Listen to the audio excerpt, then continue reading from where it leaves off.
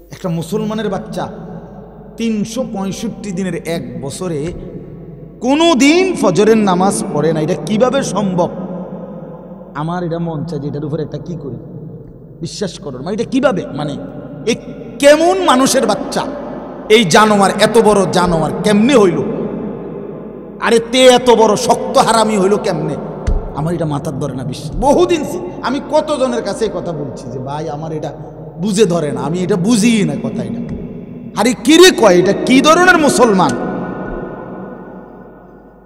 এটা কি জানোয়ার? এই জানোয়ারের বাতরান দেখে এই জানোয়ারের ঘরে ঘুমাইতে দেখে, তার মা কই, তার বাপ কই? হায় হায় হায় হায় হায়, মুসলমানের বাচ্চা এত বড় অসভ্য কেমনে হইল, কেমনে হইল?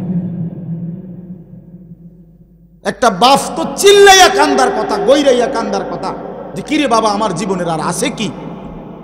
আমার ছেলে তো একটা দিনও নামাজ পড়ে না, আমার জীবনে তাইলে আর অর্জন কি? কার লাগে খাট বানাইলাম, কার লাগে সোফা বানাইলাম, কার জন্য ঘর করলাম, কার জন্য জিন্দিগিটা ঘাম ঝরাইলাম, এই টাকা পয়সা কার জন্য রোজগার করলাম? এই হাইওয়ানের জন্য? ওফ, কিভাবে বললে বুঝতো? মাঝে মাঝে ভাবি হুজুর কি বললে বুঝতো আমাদের ছেলেরা, আমার সন্তানরা?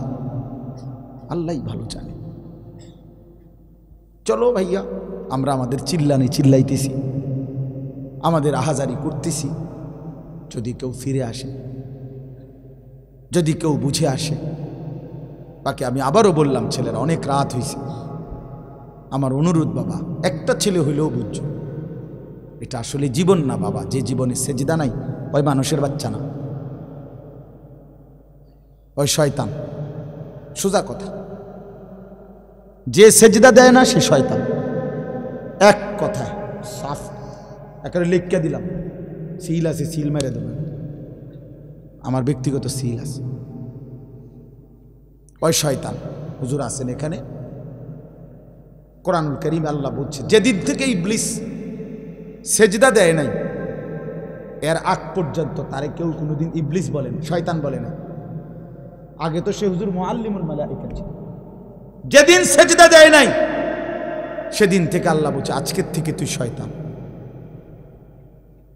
আজকের থেকে তুই রাজিম, ফখরুজ ফাইন্নাকা রাজিম, তুই অভিশপ্ত, যা। আল্লাহ বলছে ওয়া ইন্না আলাইকাল লা'নাতা ইলা ইয়াউমিদ্দিন, ইবলিস তুই আমারে সেজদা দিলি না, আজকের থেকে নিয়ে কিয়ামত দিবস পর্যন্ত তোর উপরে আমি আল্লাহর লানত, আমি আল্লাহর লানত। এজন্য বেনামাজি মনে রাখিস, তোর উপরে আল্লাহর লানত, আল্লাহর লানত, আল্লাহর লানত, তোর খোদার গজব তোর উপরে, তোর খোদার গজব। শেষ হয়ে যাবি নাফরমান। ওই নারীকে বইল যে নারী নামাজ পড়ে না, ওই মহিলারে বইল, ওই স্ত্রীকে বইল, স্বামীরা যাদের স্ত্রী নামাজ পড়ে না, পর্দা করে না। যে নারী পর্দা করে না এটা কোনো বেডি না, বেপর্দা নারী নারী না, এটা নারীও না, নারীর জাতও না, এটা প্লাস্টিক সামগ্রী, এটা উপভোগের পণ্য, এটা উপভোগের পণ্য। ওরে বইল।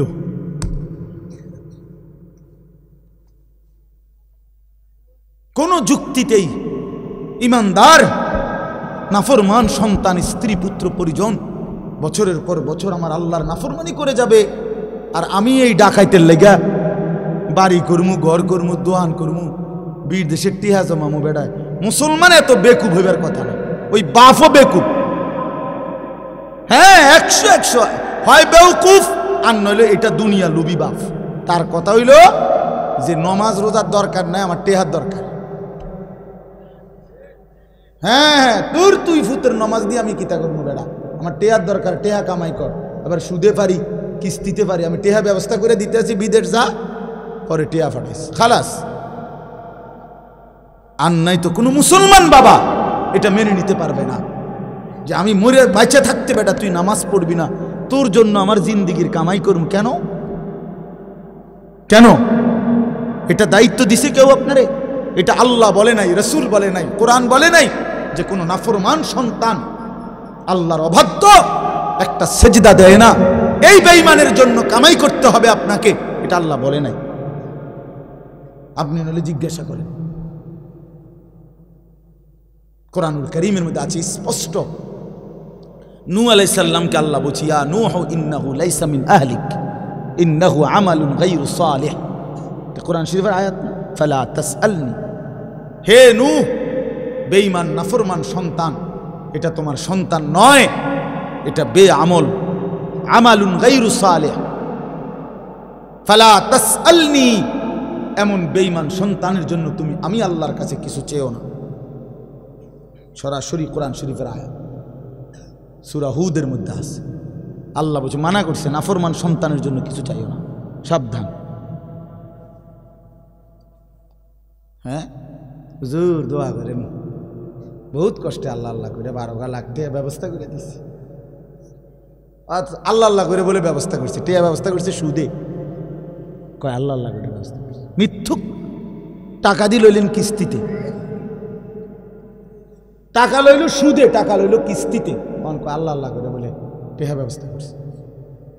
আল্লাহ আল্লাহ করে না সুদে, কিস্তিতে। হারাম টাকা নিলেন, আল্লাহ আল্লাহ করলেন কই? আল্লাহ আল্লাহ করলে তো আল্লাহরই ডাকতেন, ঠিকই না? বলেন না কেন? আল্লাহ আল্লাহ মানে তো হইল যে আল্লাহ আপনার নাফরমানি করব না, প্রয়োজনে মরে যাব, প্রয়োজনে মরে যাব। আমরা পড়ছি কিতাবে, এক ফকির মানুষ তার ছেলেকে নিয়ে হজ্জের সফরে আসছে। বাদশাহ হারুনুর রশিদ তৎকালীন সময়ের একজন বাদশাহ ছিলেন। উনি হজ্জের সময় আল্লাহর ঘরের কাছে মানুষকে খুব দান করত, খুব 2 হাতে দান করত। তো এই গরিব মানুষটাও ফকির, এই বেটা শুনছে, বেড়ার ফুতেরে নিয়া দূর দেশ থেকে আসছে, দূর থেকে। বাদশাহ হারুনুর রশিদ হজ্জের সময় মানুষের দান করে কিছু নিত। তো হজের সময় আইসা কাবা ঘরের কাছে মক্কায় আইসা বলছে, হারুনুর রশিদ কোথায়? তো লোকেরা দেখায় দিছে, ওই যে কাবা শরীফের সামনে দাঁড়াইয়া দোয়া করতেছে, কাবা ঘরের দিকে ফিরে, উনি হারুনুর রশিদ, তুমি পিছনে গিয়া দাঁড়াও, ওনার মুনাজাত শেষ হইলে উনি দিব, দান করবে, তুমি গিয়া দাঁড়াও। তো ওই লোক ফুতেরে নিয়া পিছনে দাঁড়াইছে। ওই বাদশাহ হারুনুর রশিদ যে দোয়া করতেছে কাবা ঘরের সামনে দাঁড়িয়ে, তো পিছনে গিয়া দাঁড়াইছে, দাঁড়াইয়া শুনতেছে বেড়ায় দোয়া করেন ওই বাদশাহ। তো এই লোকটা অনেকক্ষণ শুনছে দোয়া যে কি কয়। লোকটা দেখতেছে, হায় হায়, এই বেড়া দি, বেড়ার সমস্যার শেষ নাই, বেড়া কত কিছু আল্লাহর কাছে চাইতেছে, কেবল বলতেছে, উনারই দি সমস্যার শেষ নাই, উনি আমারে কি দিব? শেষে এই লোক তার দিল খুলে গেছে, সে তার ছেলেরে বলতেছে, ফুত, যার কাছে চাইতে আসছি তারই তো সমস্যার শেষ নাই ফুত, সেই তো আরেকজনের কাছে চাইতেছে, সে আমারে কি দিবে রে বাপ? চল বাপ ফুত দুইজনে মিল্লা হারুনুর রশিদ রে বাদ দিয়া, হারুনুর রশিদ যার কাছে চাইতেছে, চল আমরা বাপ ফুতো তার কাছে চাইছি। সমস্ত সৃষ্টি জগৎ মিলে যদি সিদ্ধান্ত নেয় তোমার একটা ক্ষতি করবে, মুসিবতে ফেলবে, কোনো মুসিবত হবে না, সেটাই কেবল হবে যা আল্লাহ তাআলা তোমার জন্য লিখে রেখেছেন। এইটা রাসূলুল্লাহ সাল্লাল্লাহু আলাইহি সাল্লামের হাদিস, নবীজি বলছেন। কোরআন শরীফেও আছে, আল্লাহ তাআলা বলেন, কুল লান ইউসিবানা ইল্লা মা কাতাবাল্লাহু লানা। হে নবী, আপনি বলেন আমাদের কারো উপরে কোনো মুসিবত আসবে না, আসবে শুধু তাই যা আল্লাহ তাআলা লিখে রেখেছেন। হুয়া মাওলানা, তিনিই আমাদের সকলের অভিভাবক। ওয়া আলাল্লাহি ফালিয়াতাওয়াক্কালিল মুমিনুন, সমস্ত মুমিনদের উচিত আল্লাহ তাআলার উপরেই ভরসা করা। তাহলে আল্লাহকেই খেয়াল রাখা, আল্লাহই সব, আল্লাহই করেন, আল্লাহ পাকের ইচ্ছাতেই সব হয়। এই কথাটা কোরআনুল কারীম আল্লাহ তাআলা বহুভাবে বুঝায় গেছে। 7 আসমান জমিন, প্রতিটা বিন্দু বিসর্গ, সমস্ত কিছু আল্লাহ তাআলার অধীন, আল্লাহই করছে।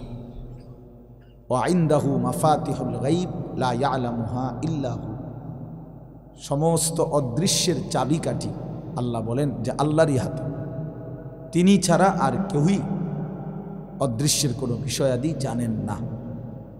ওয়া ইয়ালামু মা ফিল বাররি ওয়াল বাহর, আল্লাহ বলেন এবং আল্লাহই জলে কিংবা স্থলে, পানিতে কিংবা শুকনোতে যা কিছু আছে সব তিনিই শুধু জানেন, আল্লাহই জানেন। ওমা তাসকুতু মিন ওয়ারাকাতিন ইল্লা ইয়ালামুহা, কোথাও যদি একটা গাছের পাতা পড়ে তো আল্লাহই জানেন। ওয়ালা হাব্বাতিন ফি যুলুমাতিল আরদ, জমিনের তলদেশে একটা চারা, একটা দানা, একটা বীজ যদি ভিতরে ঢোকে তো সেটা আল্লাহই জানে। ওয়ালা রাতবিন ওয়ালা ইয়াবিসিন, শুকনো কিংবা ভিজা কোনো জিনিসই এমন নাই, সব কিছু তিনিই শুধু জানেন। ইল্লা ফি কিতাবিম মুবিন, শুধু জানেন না, আল্লাহ বলেন সব কিছু তিনি আগের থেকেই সুস্পষ্ট কিতাবে তাকদীরে লিখে রাখছে। তার মানে এই পৃথিবীর বিন্দু বিসর্গ কয়টা, কদ্দুর, কিভাবে, কেমন, কি, সব আল্লাহ তাআলার ফয়সালা। একটা পিঁপড়া পৃথিবীতে আসবে কোন দিন, মরবে কোন দিন, বাঁচবে কয়দিন, সেটাও ফয়সালা করে। একটা মশা পৃথিবীতে আসবে কোন দিন, বাঁচবে কয়দিন, মরবে কোন দিন, আল্লাহ তাআলার লেখা আছে। সাগরে নদীতে কয়বার ঢেউ আসবে, কয়বার ভাটা আসবে, জোয়ার আসবে, আল্লাহ তাআলার ফয়সালা লেখা আছে। তাকদীর শুধু মানুষের না, তাকদীর মা সেওয়াল্লাহ, আল্লাহ ব্যতীত সব কিছু, একেবারে সমস্ত কিছুর তাকদীর। এজন্য ভাই এই কথাটা বুঝা, এটা কোরআনের একটা মূল বক্তব্য। আল্লাহ তাআলা এটা বহুভাবে এই কুফরের বিরুদ্ধে, শিরিকের বিরুদ্ধে, মূর্তি পূজার বিরুদ্ধে, এই সর্বদিকে আল্লাহ বুঝাইতে চাইছেন, বান্দা আল্লাহকে ছাড়া কাউরে ধরো না, লাভ হবে না। মাসালুল্লাযীনা ইত্তাখাযু মিন দুনিল্লাহি আউলিয়া কামাসালিল আনকাবুত ইত্তাখাযাত বাইতান ওয়া ইন্না আওহানাল বুয়ুতি লাবাইতুল আনকাবুত লাউ কানু ইয়ালামুন। আল্লাহ বলেন, আল্লাহকে বাদ দিয়ে যারা অন্য কিছুকে বন্ধু বানায়, প্রিয় বানায়, তো তারা যেন মাকড়সার মতো, যে মাকড়সা বড় যত্ন করে একটা ঘর বানাইছে, অথচ তোমরা সকলেই জানো এই পৃথিবীর সবচেয়ে দুর্বল ঘর মাকড়সার ঘর। যা একটু হাতের খোঁচা লাগলেই, আমার ভাই কথা বলো না দোস্ত, ফাজলামি করলে উঠে যাও, 2-4 জন অপদার্থ না শুনলে কোনো সমস্যা নেই, সাফ কথা একদম। মোবাইল টিপো না কেউ, মোবাইল এই হাতে ধরা যাদের মোবাইল, এগুলো নামায় ফেলে, একটা মোবাইল এমনি ধরে রাখেন, বুট খাবেন না। তামাশা করা, যার কথা বাকি আছে, বুট খাওয়া বাকি আছে, মোবাইল টিপা বাকি আছে, তুমি ভাই উঠে যাও, উঠা অন্য কোথাও খালি জায়গা দেখা তুমি শিক্ষার ঠ্যাঙ্গালগি দিয়া নাচো, আমার কোনো সমস্যা নেই। কিন্তু চোখের সামনে যারা খামখেয়ালি করবেন না একদম। সারা দিন সারা রাত 24 ঘন্টা যাদের জিন্দিগি এই তামাশায় কাটে, গাফলতে গাফলতে কাটে, তার চাইতে বড় ফালতু কোনো মানুষ হয় না। এটা এক ধরনের অপদার্থ, আকামলা, যার জীবনের কোনো আগাও নাই, মাথাও নাই, পূর্ব নাই, পশ্চিম নাই। হাসে কেন এটাও কইতারে না, কান্দে কেন এটাও কইতারে না। রাতের বাজে 3টা ঘুম যায় না, সকাল বাজে 9টা ওঠে না। এটা কি পাগল ছাগল না? ঘুমেরও কোনো টাইম টেবিল নাই, উঠারও কোনো কি নাই টাইম, মানে মোবাইল, নারী, ছবি, অশ্লীল দৃশ্য, নাচ গান, দিন নাই রাত নাই, জিন্দিগি এক সুতোয় বাঁধা মোবাইল। একটা মোবাইল আছে তো 7 রাজার ধন আছে। এবার কোনো ইজ্জত থাকুক বা না থাকুক, মা বাপ, আত্মীয় স্বজন, পরিবার, বংশ, আল্লাহ, খোদা, আখিরাত, পরকাল, কবর, হাসর, মিজান, ফুলসেরাত, কিচ্ছুর কোনো দরকার নেই। এই এক অসভ্যতার উপরে জিন্দেগি শেষ।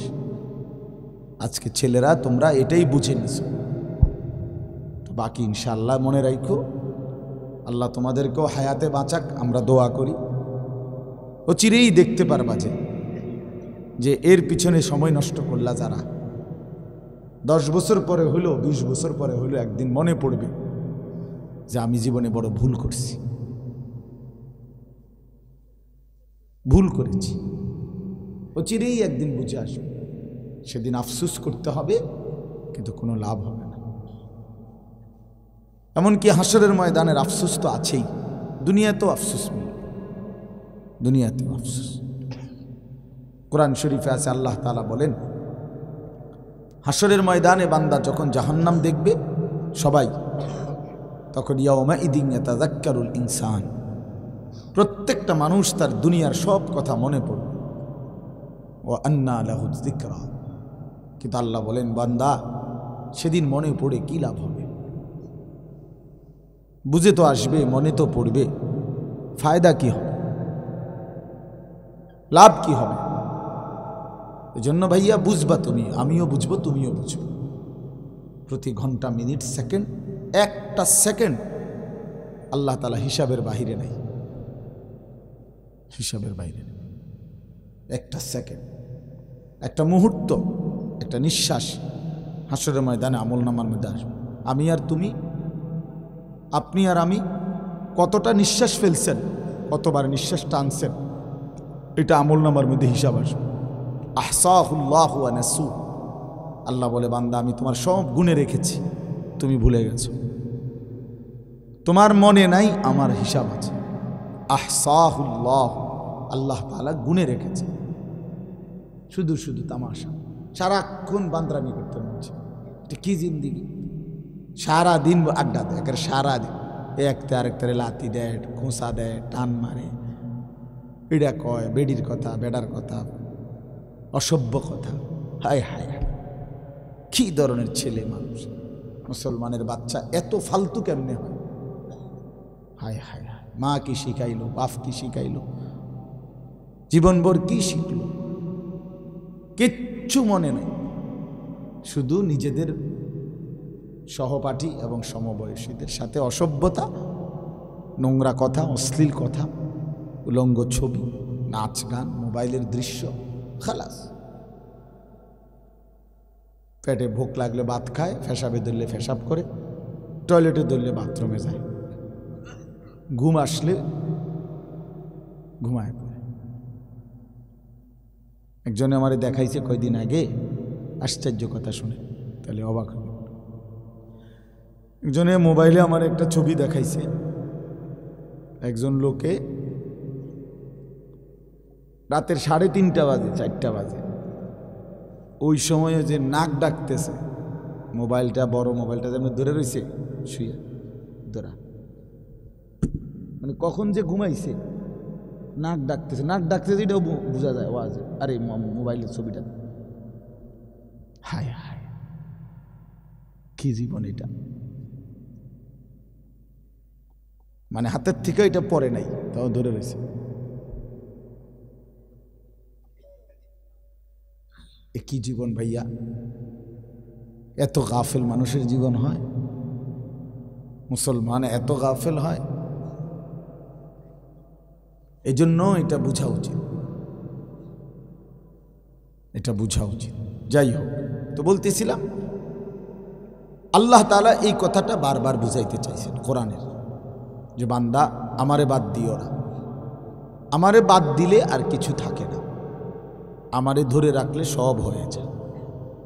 আমার শায়েখ আল্লামা মুফতি মুশতাকুন নবী সাহেব বলে, আল্লাহকে হারিয়ে তুমি যদি গোটা দুনিয়াও পাও, কিছুই পাও না। আল্লাহকে পেয়ে যদি তুমি গোটা দুনিয়াও হারাও, কিছুই হারাও। আল্লাহকে পেয়ে সব হারালেও কিছুই হারায় না, আল্লাহকে না পেয়ে সব পেলেও কিছুই পায়, কিছুই পায়। আল্লাহকে নারাজ করে ধরে রাখা যায়, জবরদখল করে রাখা যায়, যেদিন থাকে না আর কিছুই থাকে না, কিছুই থাকে না। এই জন্য ভাই, এই আল্লাহ তাআলা কোরআনে এই কথাটা সোয়ালাক আম্বিয়ার মাধ্যমে আল্লাহ এই কথা বুঝাইতে চাইছেন, যে শুধুই আল্লাহ, তাওহীদ, লা ইলাহা ইল্লাল্লাহ, আল্লাহ ছাড়া আর কিছু নেই, আল্লাহ ছাড়া আর কোনো ইলাহ। এই জন্য দাওয়াত ও তাবলীগের সাথীরা সবচেয়ে বেশি এই কথার সবক শেখায়, যে ভাই মখলুক থেকে কিছু হয় না, মখলুক কিছু করে না, আল্লাহ করে, আল্লাহ করে, আল্লাহ করে, আল্লাহ করে, আল্লাহ করে। এই কথাইটা হাজার হাজার বার দাওয়াত ও তাবলীগের মেহনতে বলা হয়। এটার উদ্দেশ্য হলো এই আল্লাহর বান্দার কলিজার ভিতরে যেন আল্লাহ বসে যায়, আল্লাহ যেন বসে যায়, আল্লাহ যেন দিলের মধ্যে বসে যায়, মাখলুক থেকে যেন নজর সরে যায়। এই হলো একটা বিষয়। তো এটার বহু উদাহরণ কোরআন শরীফে আছে, এবং এটার বিপরীত যে কুফর এবং শিরিক, সেগুলোও আল্লাহ তাআলা বিস্তারিত বলছেন। এগুলোর শাস্তি কি, পরিণতি কি, সেগুলো আল্লাহ তাআলা বলছেন। আরেকটা বিষয় হলো রিসালাত। রিসালাত, সোয়া লাখ নবী আদম আলাইহিস সালাম থেকে আখিরি নবী সাল্লাল্লাহু আলাইহি ওয়াসাল্লাম পর্যন্ত রসুলদের প্রতি ঈমান, বিশেষ করে আমাদের জন্য আমাদের নবী আখিরি নবী সাল্লাল্লাহু আলাইহি ওয়াসাল্লামের প্রতি ঈমান, তাকে গ্রহণ করা, জীবনের সর্বকিছুতে রাসূলুল্লাহ সাল্লাল্লাহু আলাইহি ওয়াসাল্লামের সুন্নাত, নবীজির অনুসরণ, এইটার প্রতি আল্লাহ তাআলা কোরআনের মধ্যে গুরুত্ব দিয়েছেন যে জীবনের সব কিছু তার মতো সাজাও। লাকাদ কানা লাকুম ফি রাসূলিল্লাহি উসওয়াতুন হাসানাহ কুল ইন কুনতুম তুহিব্বুনাল্লাহা ফাত্তাবিউনি ইউহিব্বুকুমুল্লাহ ওয়া ইন্নাকা লাআলা খুলুকিন আযীম ওয়া মা আতাকুমুর রাসূলু ফাখুযুহু ওয়া মা নাহাকুম আনহু ফান্তাহু। আমার রসুল যা নিয়ে এসেছে তাই কেবল ধরো, যা নিষেধ করেছে তা শতভাগ বর্জন করো।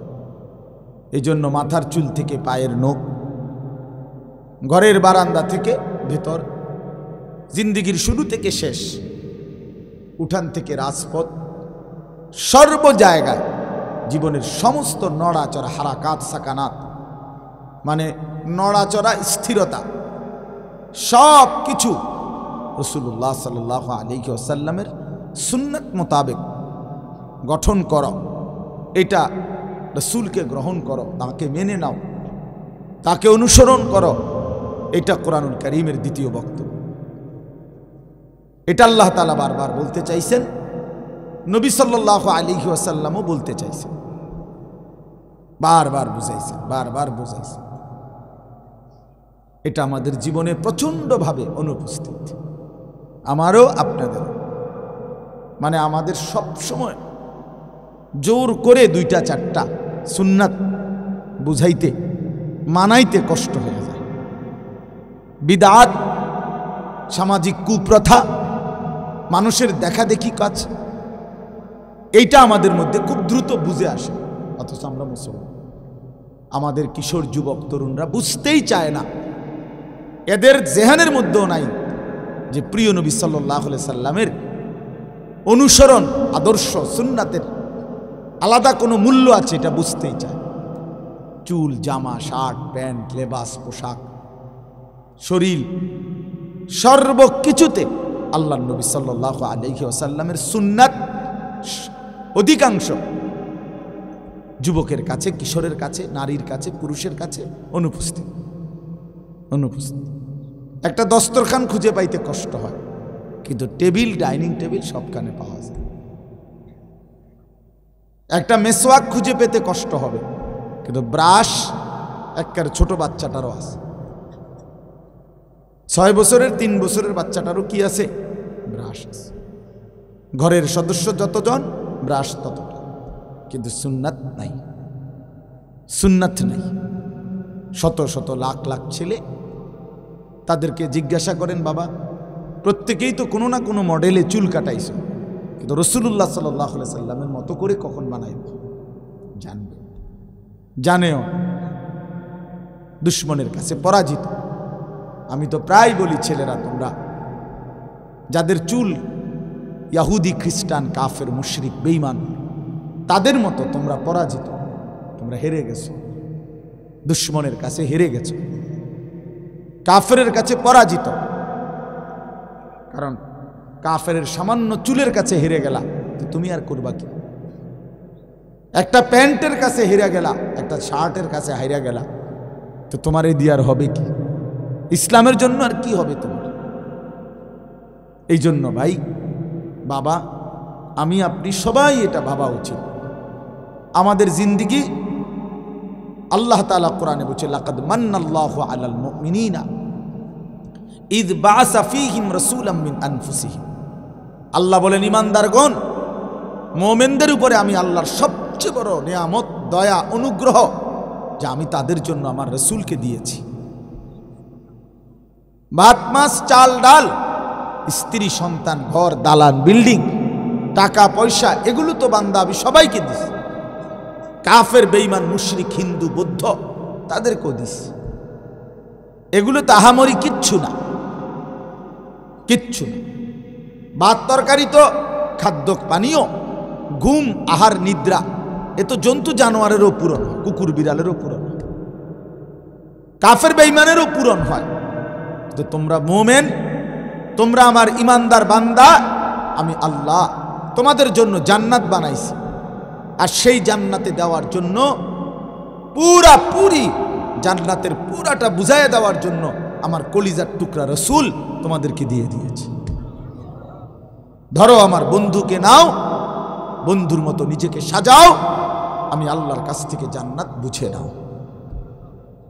এই ছিল রিসালাত, রাসূলুল্লাহ সাল্লাল্লাহু আলাইহি ওয়াসাল্লামের অনুসরণ। নবী সাল্লাল্লাহু আলাইহি ওয়াসাল্লাম বহুতই গুরুত্ব দিয়েছেন। কত হাদিস বলছেন নবীজি, উম্মত আমাকে অনুসরণ করো, আমাকে অনুসরণ করো, আমাকে অনুসরণ, আমাকে অনুসরণ, এতবার কথাগুলো বললেন। অথচ সেই মানুষগুলো আমরা প্রতিনিয়ত নবীজির সুন্নতকে প্রত্যাখ্যান করি।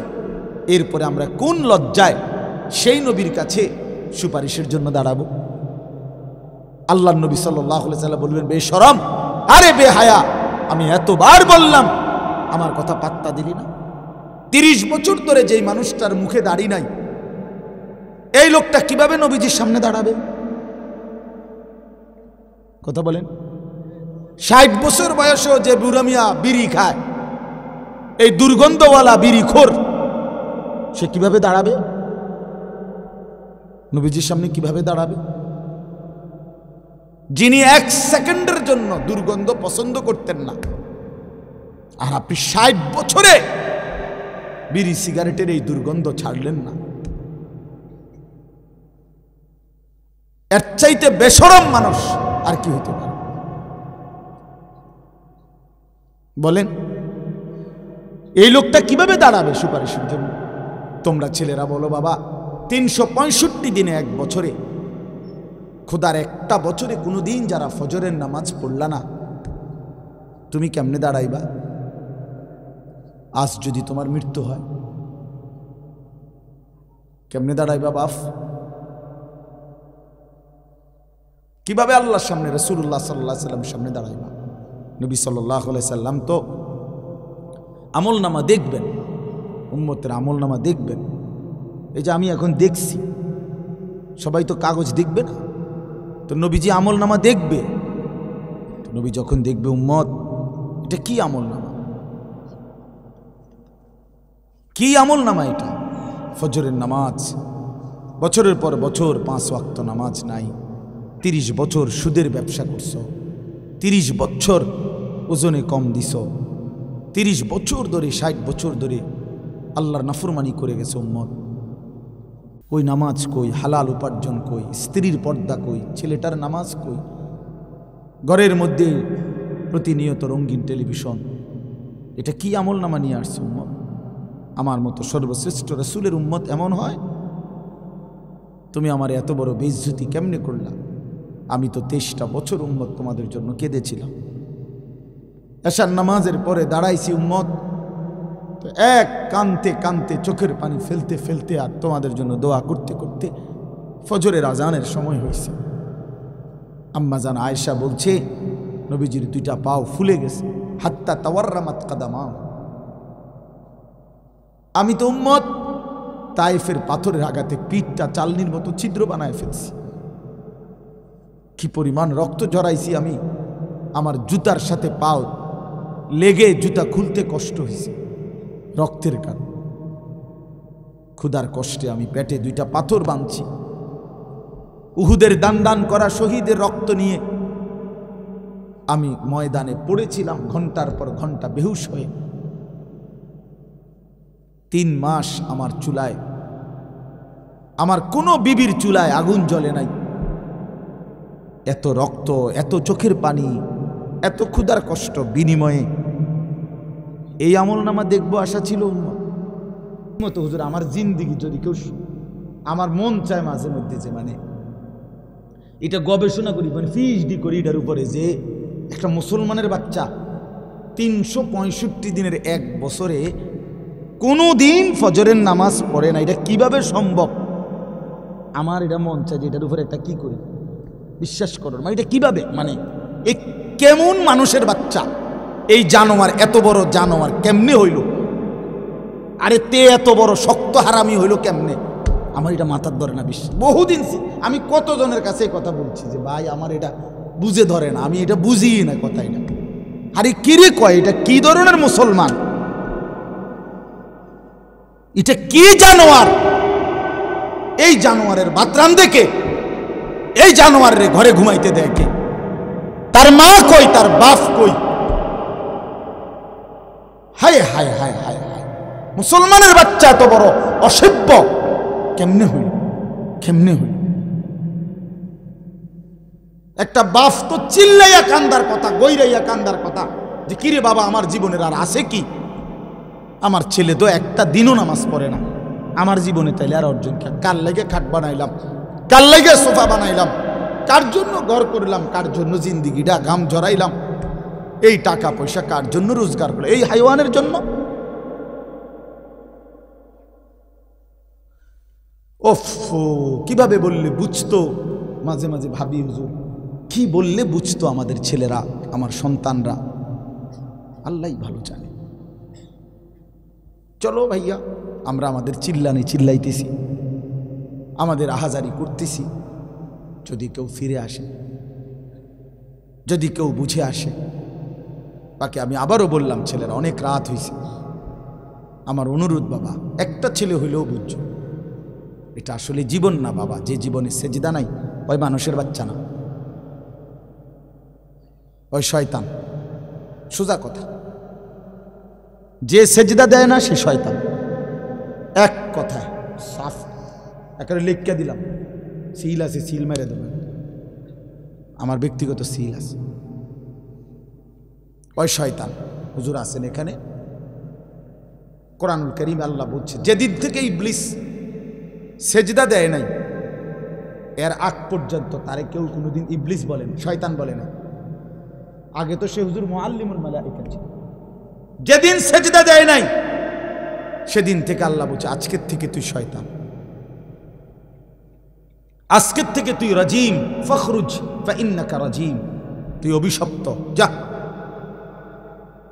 আল্লাহ বলছে ওয়া ইন্না আলাইকাল লানাতা ইলা ইয়াউমিদ্দিন, ইবলিস তুই আমারে সেজদা দিলি না, আজকের থেকে নিয়ে কিয়ামত দিবস পর্যন্ত তোর উপরে আমি আল্লাহর লানত, আমি আল্লাহর লানত। এজন্য বেনামাজি মনে রাখিস, তোর উপরে আল্লাহর লানত, আল্লাহর লানত, আল্লাহর লানত, তোর খোদার গজব তোর উপরে, তোর খোদার গজব। শেষ হয়ে যাবি নাফরমান। ওই নারীকে বইল যে নারী নামাজ পড়ে না, ওই মহিলারে বইল, ওই স্ত্রীকে বইল, স্বামীরা যাদের স্ত্রী নামাজ পড়ে না, পর্দা করে না, যে নারী পর্দা করে না এটা কোনো বেডি না, বেপর্দা নারী নারী না, এটা নারীও না, নারীর জাতও না, এটা প্লাস্টিক সামগ্রী, এটা উপভোগের পণ্য, এটা উপভোগের পণ্য। ওরে বইল।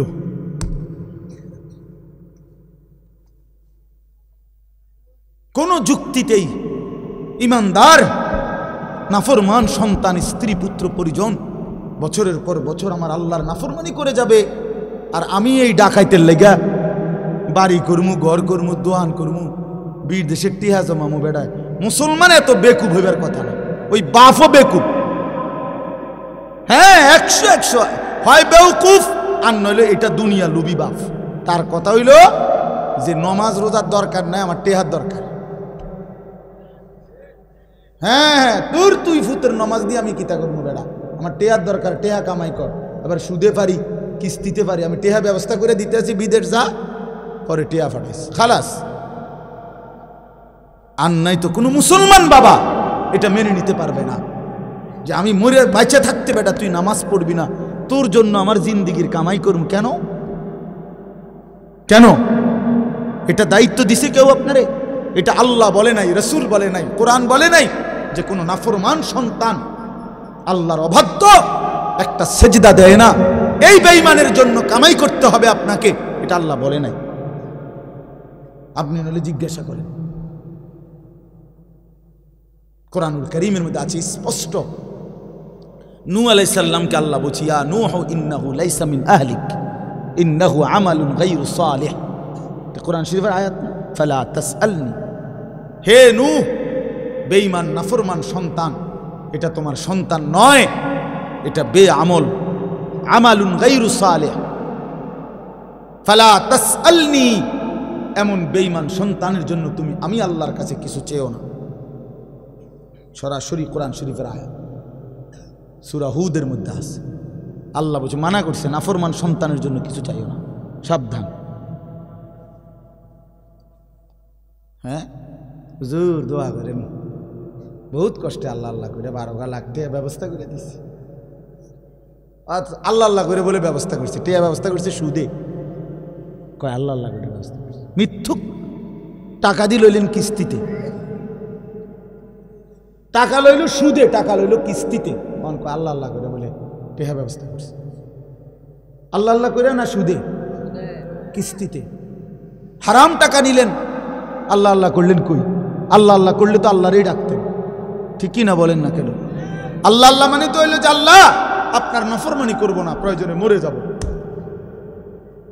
প্রয়োজনে মরে যাব। আমরা পড়ছি কিতাবে, এক ফকির মানুষ তার ছেলেকে নিয়ে হজ্জের সফরে আসছে। বাদশাহ হারুনুর রশিদ তৎকালীন সময়ের একজন বাদশাহ ছিলেন। উনি হজ্জের সময় আল্লাহর ঘরের কাছে মানুষকে খুব দান করত, খুব 2 হাতে দান করত। তো এই গরিব মানুষটাও ফকির, এই বেটা শুনছে, বেটার ফুতেরে নিয়া দূর দেশ থেকে আসছে, দূর থেকে। বাদশাহ হারুনুর রশিদ হজ্জের সময় মানুষের দান করে কিছু নিত। তো হজের সময় আইসা কাবা ঘরের কাছে মক্কায় আইসা বলছে, হারুনুর রশিদ কোথায়? তো লোকেরা দেখায় দিছে, ওই যে কাবা শরীফের সামনে দাঁড়াইয়া দোয়া করতেছে, কাবা ঘরের দিকে ফিরে, উনি হারুনুর রশিদ, তুমি পিছনে গিয়া দাঁড়াও, ওনার মুনাজাত শেষ হইলে উনি দিব, দান করবে, তুমি গিয়া দাঁড়াও। তো ওই লোক ফুতেরে নিয়া পিছনে দাঁড়াইছে। ওই বাদশাহ হারুনুর রশিদ যে দোয়া করতেছে কাবা ঘরের সামনে দাঁড়িয়ে, তো পিছনে গিয়া দাঁড়াইছে, দাঁড়াইয়া শুনতেছে বেড়ায় দোয়া করেন ওই বাদশাহ। তো এই লোকটা অনেকক্ষণ শুনছে দোয়া যে কি কয়। লোকটা দেখতেছে, হায় হায়, এই বেড়া দি, বেড়ার সমস্যার শেষ নাই, বেড়া কত কিছু আল্লাহর কাছে চাইতেছে, কেবল বলতেছে, উনারই দি সমস্যার শেষ নাই, উনি আমারে কি দিব? শেষে এই লোক তার দিল খুলে গেছে, সে তার ছেলেরে বলতেছে, ফুত, যার কাছে চাইতে আসছি তারই তো সমস্যার শেষ নাই ফুত, সেই তো আরেকজনের কাছে চাইতেছে, সে আমারে কি দিবে রে বাপ? চল বাপ ফুত দুইজনে মিল্লা হারুনুর রশিদ রে বাদ দিয়া, হারুনুর রশিদ যার কাছে চাইতেছে, চল আমরা বাপ ফুত তার কাছে চাইছি, বাদ দে, ওর কাছে চাইয়া লাভ কি? সেও তো আরেকজনের কাছে চাইতেছে, চল আমরাও চাই তার কাছে। তো আল্লাহর কাছে তো চাওয়ার কথা ছিল, আল্লাহ আমাদেরকে মাফ করে দেন। এই শেষ কথা হলো, আল্লাহ বলেন, অতএব এভাবেই একদিন মানুষগুলো ছিন্ন ভিন্ন হয়ে যাবে, আসমান জমিন ভেঙ্গে চুড়ে কিয়ামত সংঘটিত হবে, হাসরের মাঠ কায়েম হবে। ফাআম্মা মান সাকুলাত মাওয়াজিনুহু ফাহুয়া ফি আইশাতির রাদিয়া, সেদিন হাসরের মাঠে আমল নামা যার মিজানের পাল্লায় রাখলে নেকি ভারী হবে, সে ঈশাতির রাদিয়া, সে সুশান্তিময়, শান্তিময়, সন্তুষ্টময় সুখের জান্নাতেই বসবাস করবে। ও আম্মা মান খাফফাত মাওয়াজিনুহু, আর যার আমল নামা মিজানের পাল্লায় রাখলে গুনার পাল্লা ভারী হবে, নেকির পাল্লা হালকা হবে, আল্লাহ বলেন ফা উম্মুহু হাবিয়া, তার ঠিকানা হবে হাবিয়া নামক জাহান্নামে। জাহান্নামের একটা নাম, ওমা আদরাকা মা হিয়া। আল্লাহ বলছে, বন্ধু জানেন হাবিয়াটা কেমন জাহান্নাম? নারুন হামিয়া, সবচেয়ে উত্তপ্ত জাহান্নামের সবচেয়ে গরম তীব্র প্রজ্বলিত আগুন হাবিয়া। নবী সাল্লাল্লাহু আলাইহি সাল্লাম বলেন, উম্মত তোমাদের দুনিয়ার এই আগুনের চাইতে 69 গুণ বেশি প্রচন্ড তীব্র গরম জাহান্নামের আগুন। নারুকুম হাযিহি জুজউম মিন 70 জুজআম মিন নারি জাহান্নাম। তোমাদের দুনিয়ার আগুন জাহান্নামের আগুনের 70 ভাগের 1 ভাগ। সাহাবীরা চিৎকার দিয়ে বলছে, ওয়া ইন্না যালিকা লাকাফিয়া, হে আল্লাহর নবী, ইয়া রাসূলুল্লাহ, দুনিয়ার এই আগুনই তো জ্বলার জন্য যথেষ্ট। নবী বললেন, তাহলেই বুঝো এর চাইতে 69 গুণ বেশি গরমটা কেমন গরম। এইটুকু আগুনের কি হালাত, এই আগুন জ্বললে কি পরিমাণ ছাই হয়ে যায়, তো জাহান্নামের আগুন কি হবে বাপ? তোমার কি হবে, আমার কি হবে, জিন্দেগির কি হবে? আর একটা কথা ছেলেরা, শেষ আমি বলতেছি, এখানে একটা শব্দ আছে ফা উম্মুহু হাবিয়া। এই শব্দটার 2 অর্থ। এই উম্মুহু শব্দের একটা অর্থ হলো আল্লাহ তাআলা বলছেন, এই যার আমল নামায় গুনার পাল্লা ভারী হবে তার ঠিকানা হবে হাবিয়া। আরেকটা অর্থ হলো ইয়াহবি রাসাহু ইলা হাবিয়া। অর্থ হইল আল্লাহ তাআলা বুঝাইতে চাইছেন, যে নাফরমানের গুনার পাল্লা ভারী হবে, হাসরের ময়দানে ফেরেশতা তার চুল ধইরা তারে হেসরাইয়া নিচে নামাইয়া ঘাড় নামাইয়া এরপর লাথি দিয়া জাহান্নামে ফেলে দিবে। এইটার অর্থ এটা। তাফসিরে কুরতুবী, তাফসিরে ইবনে কাসিরের মধ্যে আমি নিজ চোখে পড়ছি, ইয়াহবি রাসাহু, ফেরেশতা টেনে ধরবে তার চুল, ধইরা তারে উঁচা থেকে নিচে নামাই দিবে, মাথা নামাইয়া ধাক্কা দিয়ে জাহান্নামে ফেলে দিবে। এইটার অর্থ হলো, আমি এটাই জন্য বলছি, এই তোমরা যারা এই চুল, এই বেঈমানদের মতো চুল রাখো যারা, এই মনে রাখো তোমার এই চুল ধইরা ফেরেশতা তোমার ঘাড় নামাইয়া বেইজ্জতি কইরা জাহান্নামে ফেলবে। এটা মনে রাখো। কারে দেখে চুল রাখলা? কোন বেঈমান রে পছন্দ কইরা চুল রাখলা? বাবা, তুমি মুসলমানের বাচ্চা না? তোমার আল্লাহ নাই, তোমার রসুল নাই, তোমার কোনো ধর্ম নাই, তোমার কোনো মা নাই, তোমার কোনো বাপ নাই, তোমার কোনো ইজ্জত নাই, তোমার কোনো সম্মান নাই। হিন্দুর কাছে হেরে গেলা কেন? ইয়াহুদির কাছে হেরে গেলা কেন? খ্রিস্টানের কাছে হেরে গেলে কেন? বেঈমানের কাছে হেরে গেলা কেন? জানো মিয়া, আমি শেষ কথা মনে রাখো বাপ, আমরা বহুদিন বলছিলাম যে আজীবন ফিলিস্তিনে রক্ত ঝরবে, আজীবন রোহিঙ্গা আরাকানে রক্ত ঝরবে, আজীবন শুধু কাশ্মীরে রক্ত ঝরবে। এটা শেষ কথা না, এটা শেষ কথা না যুবক। আজকে ইসকনের গুন্ডারা বাংলাদেশের জমিনে, ইসকন নামে এই হিন্দু সন্ত্রাসীরা, হিন্দু গুন্ডারা ইসকনের নাম করে বাংলাদেশের জমিনে প্রকাশ্য দিবালোকে 92% মুসলমানের বাংলাদেশে, যেখানে ফজরের আজানের ঘুম ভাঙ্গে, যেই জমিনে লক্ষ লক্ষ কোরআন তিলাওয়াত হয়, যেখানে লাখ লাখ তালেবে ইলম আল্লাহর কোরআন মুখস্থ করে, যেখানে প্রতিদিন 5 ওয়াক্ত নামাজ হয়, আজান হয়, এই বাংলাদেশের সবুজ শ্যামল জমিনে প্রকাশ্য দিবালোকে ইসকনের হিন্দু বেঈমানরা, হিন্দু সন্ত্রাসীরা, উগ্রবাদীরা আমার বাংলাদেশের জলজ্জন্ত একজন অ্যাডভোকেট মুসলমানকে সাইফুল ইসলাম আলিফ নামে তারের প্রকাশ্য দিবালোকে জবাই করে ফেলছে, জবাই করে ফেলছে। জানো মিয়া, মোবাইল টিপো বইয়া বইয়া, মানুষের বেড়ি দেখো আর উলঙ্গ নাচ দেখো। মনে রাখো, আমি যদি আর কোনোদিন বলতে নাও পারি, একবারই বললাম, মনে রাখো ছেলেরা, দুশ্মন বুঝাই দিছে, সুযোগ পাইলে সে তোমারও ছাড়বে না, আমারও ছাড়বে না। বুঝছো নি বাপ? ওই অ্যাডভোকেট তো হুজুর না,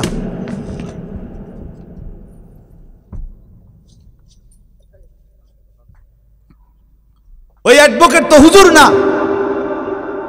তাইলে ভাইয়া আমার, তোমরা যদি চরিত্রহীন হও, তোমরা যদি নামাজ না পড়ো, তোমরা যদি আল্লাহকে রাজি খুশি না করো, কেমন হবে ভাইয়া? বলো ভাই, ছেলেরা বলো আমার। আজকে আমরা এখানে এত 20 কোটির চাইতে মুসলমান, আমরা এত বিপুল জনগোষ্ঠী, আমরা মুসলমান, অথচ ভারতের বেঈমানরা আমাদেরকে আর কি আটা, আলু পেঁয়াজের ধমক দেয়, পেঁয়াজ বন্ধ করে দিবে, আলু বন্ধ করে দিবে। শোনেন নাই আপনারা? ইন্ডিয়ার বেঈমানরা বলছে মুসলমানের এই বাংলাদেশে আলু বন্ধ করে দিবে, পেঁয়াজ বন্ধ করে দিবে। পেঁয়াজ তার বাপের, হ্যাঁ, পেঁয়াজ মোদির আব্বার, কথা বলে না। আলু ইন্ডিয়ার আব্বাই উৎপাদন করে। বেটা, তোদের ইন্ডিয়ার মানুষকে পেঁয়াজ আলু দেয় যিনি, তিনি তো আমাদের আল্লাহ। তোর কে বেঈমান? তোর কে? ও তো আমার আল্লাহ। বেটা, আমার আল্লাহ তোদেরকে দেয়। আমার আল্লাহ যদি বন্ধ করে দেয়, তোর বাফেনি তোরে পেঁয়াজ দিব। বেটা, তোদের পেঁয়াজই তো আমাদের মালিকের দয়ায়। হেরা আমগরে টিটকারি মারে। ইন্ডিয়ায় চিকিৎসা নিতে দিবে না। আমরা বাংলাদেশে সব সিরা খাই বইয়া বইয়া। আমরা দেশে হসপিটাল নাই, আমাদের দেশে ডাক্তার নাই, আমরা সব কি ফকির। আমরা তোমার দেশে যাইতে হবে। আমরা 110 কোটির ভয় দেখায়া কোনো লাভ নাই। 110 কোটি হিন্দু আমরা ভয় করি না, 210 কোটিও আমরা ভয় করি না। আমাদের শুধু একজন, আগেও একজন, এখনো একজন, আগামী তো আমাদের একজন, তিনি আল্লাহ। বলো যুবক কে? আরো জোরে বলো যুবক কে? দাঁড়াও নওজোয়ান, দাঁড়াও, বলো, স্লোগান দাও, আল্লাহু আকবার, আল্লাহু আকবার। বলো জওয়ান,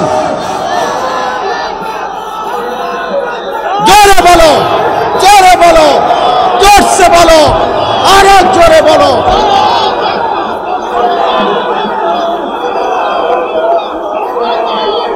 আল্লাহ বড়, আল্লাহ বড়।